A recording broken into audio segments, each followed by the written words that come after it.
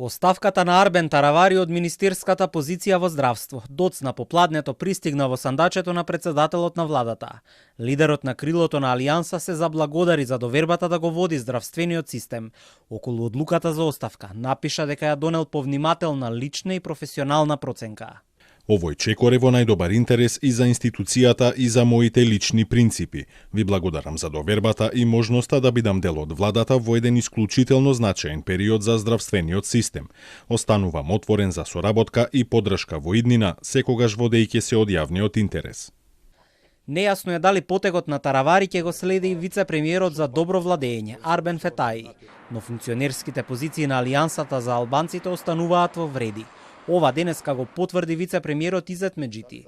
Одвреди се на став дека одлуката за излез од владата е лична на Таравари и тврдат дека поради тоа има големо незадоволство и крупни поделби во раководството. Надо вчера партнерската Алијанса за албанците. Сите позиции кои што ги има Алијанса за албанците ќе останат во рамките на ВЛЕН.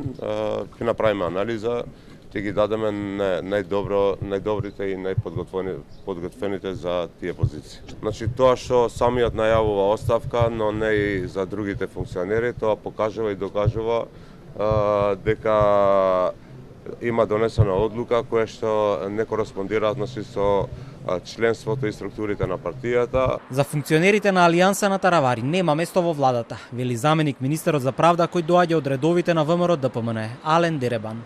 Оценува дека со самото тоа што одлучиле да ја напуштат власта, дале знак дека не се за реформи и правда, туку на погрешната страна. Сите оние кои што се преклонуваат на таа погрешна страна ќе бидат разрешени, за нив нема простор и можност да учествуваат и практикуваат во оваа влада. Изборот е нивно.